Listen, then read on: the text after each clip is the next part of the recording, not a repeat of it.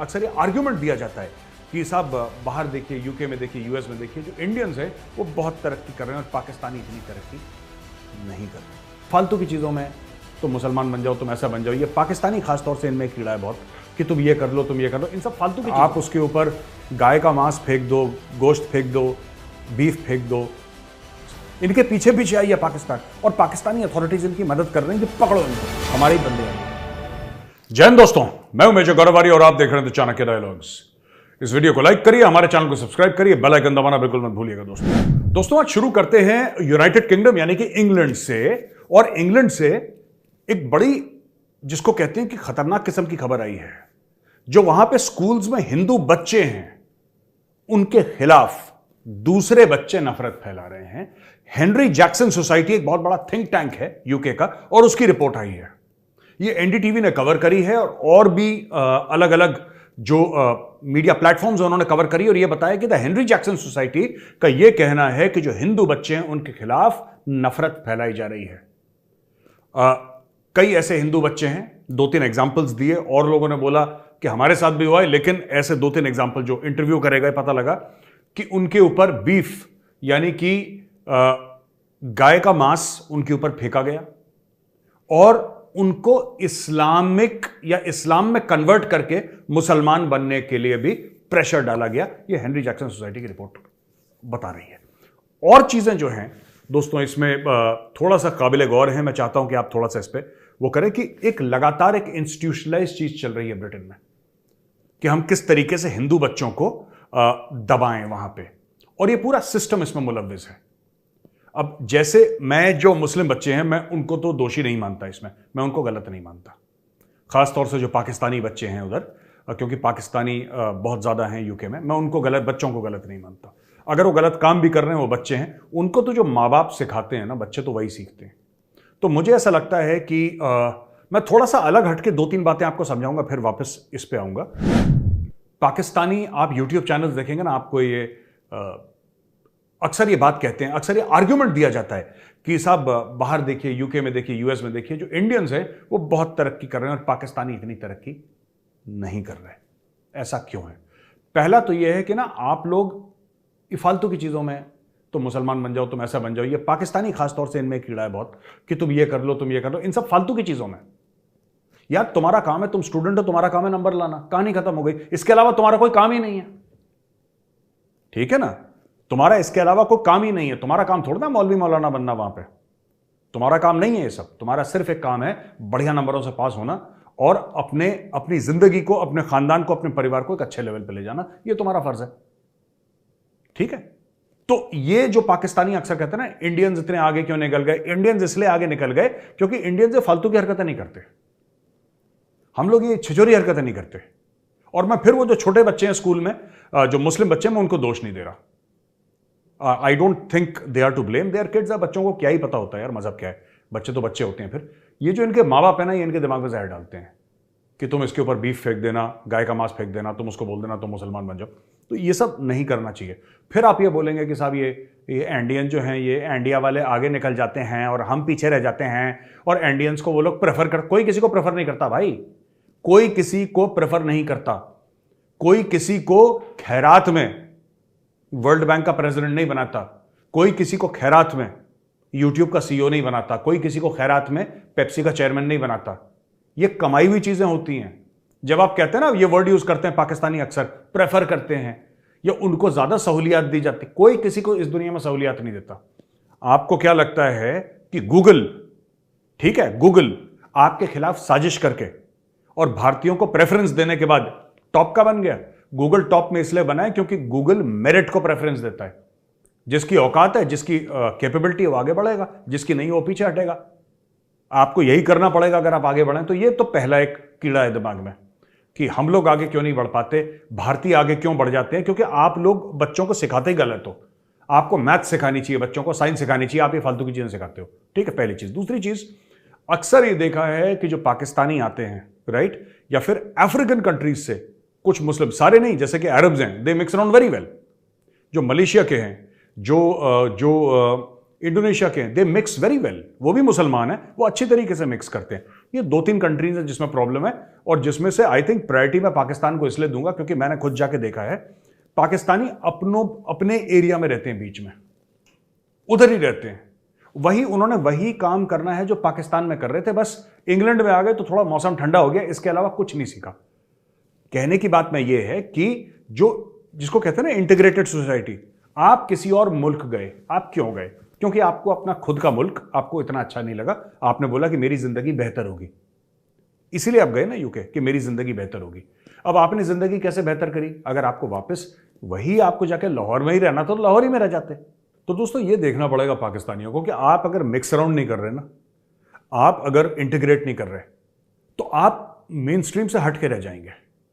आप अगर English speaking skills अपनी डेवलप नहीं कर रहे, आपका सिर्फ ये काम है कि आपको अगर बोला है कि आप आप एक हफ्ते में समथिंग लाइक 20 आवर्स काम कर सकते हैं, फॉर एग्जांपल आपको बोला है ना कि आप 20 घंटा काम कर सकते हैं, आप अपने क्लास छोड़ के और जब आप हायर एजुकेशन के लिए गए, आप सब कुछ छोड़ के आप बोल रहे हैं कि नहीं, मैं 50 घंटे काम मैंने करना है क्योंकि मेरा काम है पाउंड कमाना, तो फिर आपकी अगली नस्ल जो आएगी वो तो बैल बुद्धि बनेगी।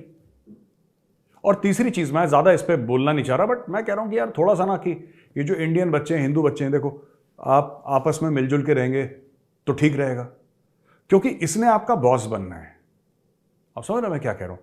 आप इसको आज मार लो, पीट लो, ठीक है, आप उसके ऊपर गाय का मांस फेंक दो, गोश्त फेंक दो, बीफ फेंक दो, उसको थप्पड़ थप्पड़ मारो, जो भी करो, एंड में एक बात का ध्यान रखना, ये जो बच्चा है ना जिसको आप परेशान कर रहे हो, जिसको आप टेरराइज कर रहे हो, यही बच्चा जाके गूगल का चीफ बनेगा, माइक्रोसॉफ्ट का हेड बनेगा, यूट्यूब का सीईओ बनेगा। Don't mess with your boss, he is going to become your boss. क्योंकि आपका फोकस, मैं मां बाप से कह रहा हूं, मैं बच्चों से नहीं कह रहा, जो मुस्लिम बच्चे हैं मैं बिल्कुल उनसे नहीं कह रहा, मैं फिर कह रहा हूं बच्चे फिर बच्चे होते हैं, मैं उनके मां बाप से कह रहा हूं कि यार ये आप अपने बच्चों से गलत चीज मत कराओ, क्योंकि जिसको आप बोल रहे हो ना उसको जाके मारो, उसको जाके पीटो, उसको जाके उसके ऊपर गाय का मांस फेंको, उसको बोलो कि तुम मुसलमान बन जाओ, right? That guy is going to become the boss of Google or Microsoft or one of these big companies, and you'll end up working for him, and he'll remember, and he'll have your happiness. तो ऐसा मत करो, मतलब these thoughts are self-destructive. You mess with Indians, फिर दिक्कत हो जाती है, क्योंकि वो कुछ नहीं बोलेगा, वो जो बच्चा है ना, हिंदू बच्चा जिसके साथ आप मारपीट करवा रहे हैं, वो कुछ नहीं बोलेगा, आप उसको मारेंगे कुछ नहीं बोलेगा, ठीक है? वो और मेहनत करेगा, वो और मेहनत करेगा। जैसे ऑस्ट्रेलियंस सचिन तेंदुलकर को वो करते थे ना, स्लेज करते थे। सचिन तेंदुलकर को क्या था स्टोरी सचिन की, वो ऑस्ट्रेलियन क्रिकेटर्स हैं, सचिन तेंदुलकर को गाली गलौज कर रहे हैं, सचिन चुप है, फिर गाली दे रहे हैं, चुप है, सचिन ने सेंचुरी मारी चला गया, फिर दिन गाली दी, फिर सेंचुरी मारी चला गया। तब उनको पता लग गया यार इसको ना अकेला छोड़ दो, इसको कुछ मत करो, क्योंकि इसने जवाब देना नहीं है और इसका जवाब है सेंचुरी मारना और मैच हमने हार जाना है। तो वही चीज मैं आपको कह रहा हूं, बच्चों को अपने गलत मत सिखाओ, क्योंकि वो जो हिंदू बच्चा है ना, he will become the CEO of a company, probably the company that you are going to be working for, is going to be very destructive for you. मैं माँ बाप से रिक्वेस्ट करूंगा, ऐसा मत करिए, गलत चीज है। प्यार मोहब्बत से रहो यार, क्या दिक्कत है, प्यार मोहब्बत से रहो। दोस्तों दूसरी खबर भी यूनाइटेड किंगडम से है, लेकिन है पाकिस्तान के अंदर ये खबर। So the greater Manchester police, ये याद रखिएगा, ये लोग पाकिस्तान में हैं। क्यों है पाकिस्तान में? ये पाकिस्तानी अथॉरिटीज की मदद से उन लोगों को ढूंढ रहे हैं जिनका जिक्र सुएला ब्रेवरमैन ने करा था। याद है आपको सुएला ब्रेवरमैन कौन है? सुएला ब्रेवरमैन होम सेक्रेटरी है, यानी कि होम मिनिस्टर है for all practical purposes UK की, जिसने बोला था कि पाकिस्तानी जो यूथ हैं, पाकिस्तानी मेन जो हैं, वो ग्रूमिंग गैंग्स चलाते हैं और वाइट गर्ल्स और भी माइनॉरिटी कम्युनिटी की गर्ल्स हैं, सिख गर्ल्स भी हैं इसमें शामिल, सबको उनको ये लोग जिसको कहते हैं सेक्सुअली एक्सप्लॉइट करते हैं पाकिस्तानी। तो जब सुएला ब्रेवरमैन ने यह बात बोली थी तो पाकिस्तानियों ने बड़ा हो हल्ला करा, आप कैसे कह सकते हैं, इतनी अजीम कौम है, इतनी गैरतमंद कौम है, इतनी इज्जतदार कौम है, इतनी फलाना कौम है, इतनी ढिमका कौम है। पूरे पाकिस्तानियों ने गाने गाए और इनके फॉरेन ऑफिस ने भी गाने गाए पाकिस्तानी को, कैसे बोल सकते हैं आप, किस तरीके से आप हमें बोल सकते हैं, हम तो इतने अच्छे लोग हैं, पाकिस्तानियों से कोई अच्छा है ही नहीं कोई। अच्छा, अब पता लगा कि greater metropolitan police actually Pakistan में है, and they are chasing the suspects inside Pakistan with the help of Pakistani authorities. जब पाकिस्तान ये बोल रहा था ना कि पाकिस्तानी ऐसा कर ही नहीं सकते, गैरतमंद कौम है और बड़ी इज्जतदार कौम है, तब पाकिस्तानियों को भी पता था कि कोई गैरत कोई इज्जत नहीं है, सब फ्रॉड है, धोखा है, 420 है, 2 नंबरी है। अब असली में चीज यह है कि पाकिस्तानियों को पता है और ये मदद कर रहे हैं ग्रेटर मेट्रोपॉलिटन पुलिस की कि आके उन पाकिस्तानियों को पकड़ो जो कि ग्रूमिंग गैंग्स कर रहे थे। जब इन्होंने धरपकड़ करी यूके में, क्या होता है कि पाकिस्तानी वहां पे गए, ठीक है, डुअल पासपोर्ट तो है पाकिस्तानियों का। जब ये गए वहां पे यूके में, तो उन्होंने ये सब काम धंधे शुरू कर दिए, Pakistan normal regular Pakistani things they started doing in UK. अच्छा, सुएला ब्रेवरमैन ने बोल दिया कि बॉस नाटक बंद करो, ये सब क्या ड्रामा लगा रखा है तुम लोगों ने। जब सुएला ब्रेवरमैन ने ये बोला कि क्या ड्रामा लगा रखा है, बंद करो, पुलिस को बोला कि पकड़ो इन सबको, तो ये पाकिस्तान भाग गए। तो पाकिस्तान इनके पीछे पीछे आई है, यूके की पुलिस इनके पीछे पीछे आई है पाकिस्तान, और पाकिस्तानी अथॉरिटीज इनकी मदद कर रही हैं कि पकड़ो इनको, हमारे ही बंदे हैं ये। पाकिस्तान ने पहले भी तो बोला था ना ओसामा बिन लादेन है ही नहीं हमारे, फिर वहीं पे पकड़ा गया। फिर बोला कि नहीं हाफिज सईद तो बहुत अच्छा आदमी है यार, वो तो एनजीओ चलाता है। फिर पता लगा 4 साल के लिए फिर ठुक गया पाकिस्तान एफएटीएफ में, वो फिर पाकिस्तान के साथ ही हो गया। यही पाकिस्तान जो मना कर रहा था, नहीं पाकिस्तान बड़े अजीम है यार, क्या अजीम कौम है, गैरतमंद कौम है, इज्जतदार कौम है। तो गैरतमंद इज्जतदार अजीम हटा दी, सिर्फ है रह गया बस उसमें।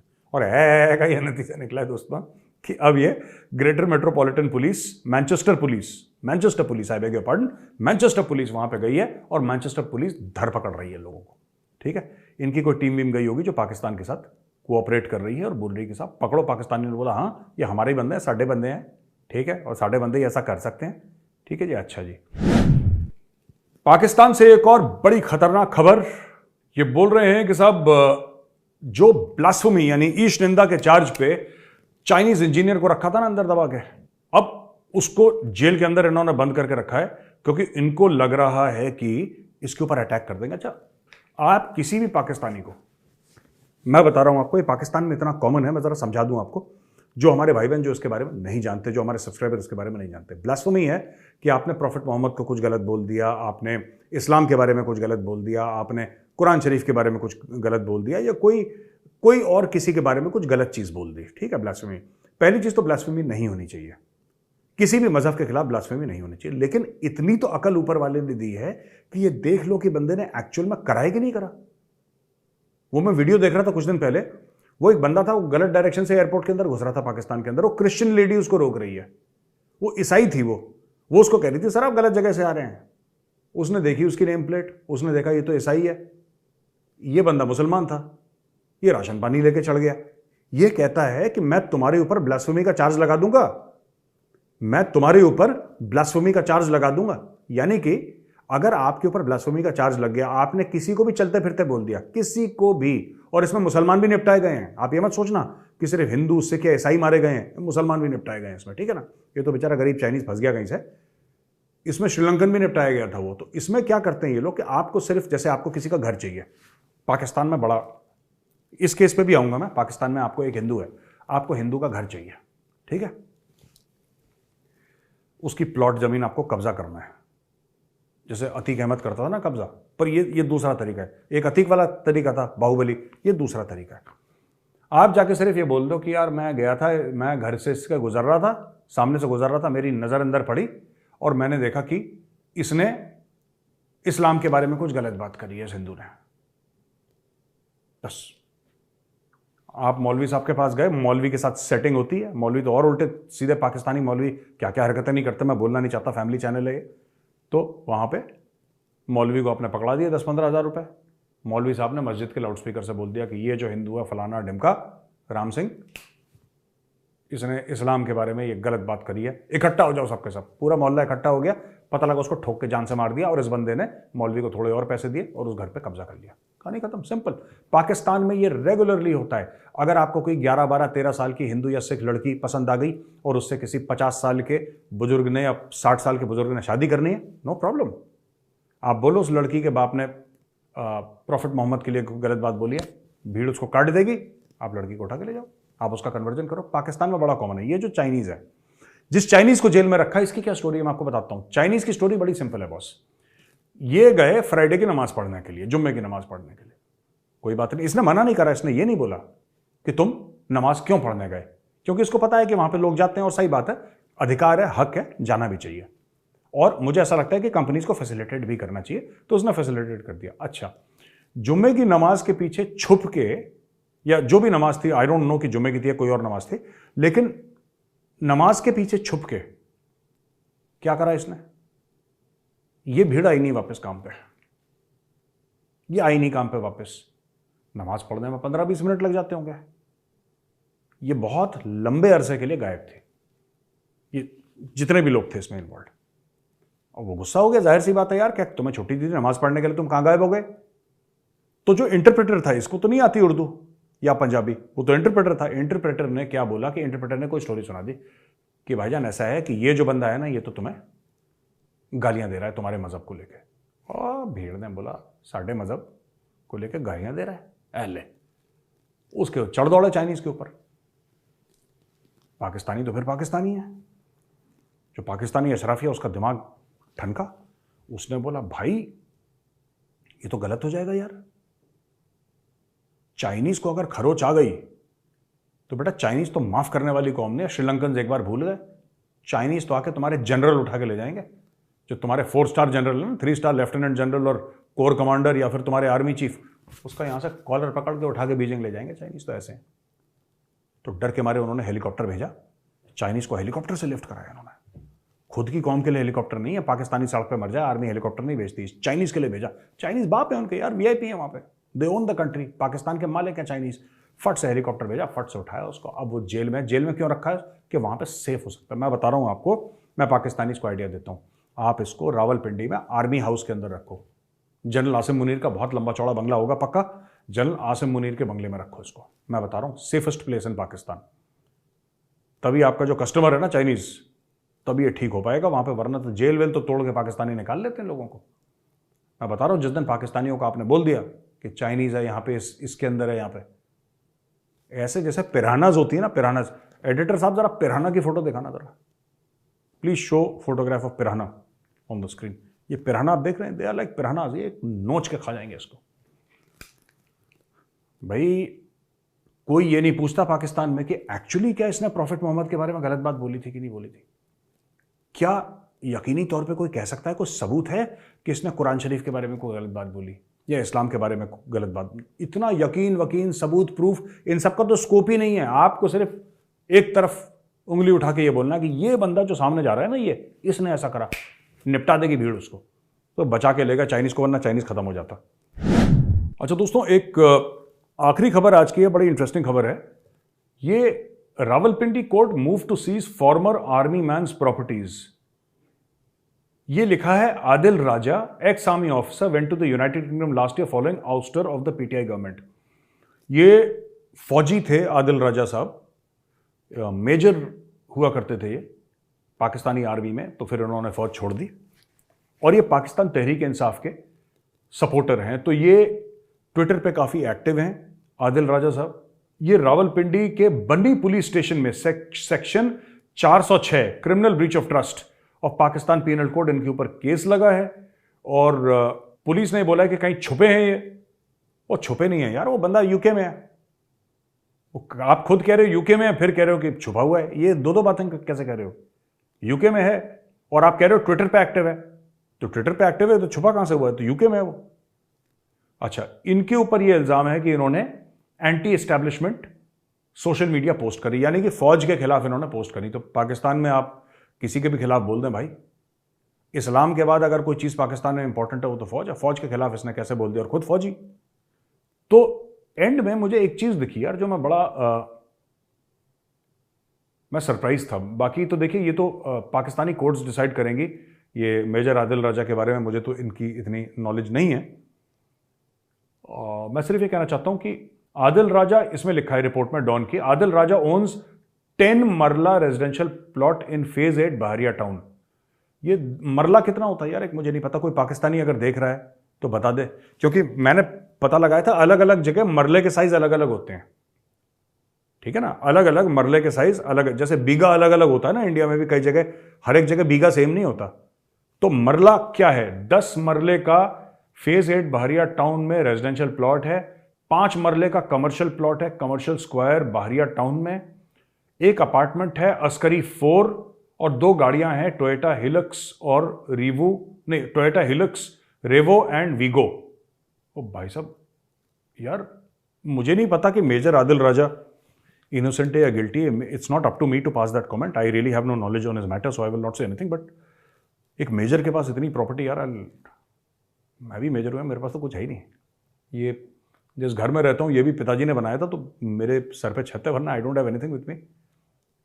और I mean I can imagine अगर मेजर के पास इतनी प्रॉपर्टी तो इनके ब्रिगेडियर्स और कर्नल्स के पास कितनी होगी, और जनरल्स के पास कितनी प्रॉपर्टी होगी यार पाकिस्तान में। इट्स वेरी शॉकिंग है। डॉन न्यूज़ का है। एडिटर साहब जरा बॉटम में फिर से एक बार दिखाइए नीचे आर्टिकल के। और ये मरला होता कितना है यार, ये तो बताइए जरा आप लोग। अगर आपको ये पता है कि 10 मरले की प्रॉपर्टी कितनी है, लेट मी नो यार।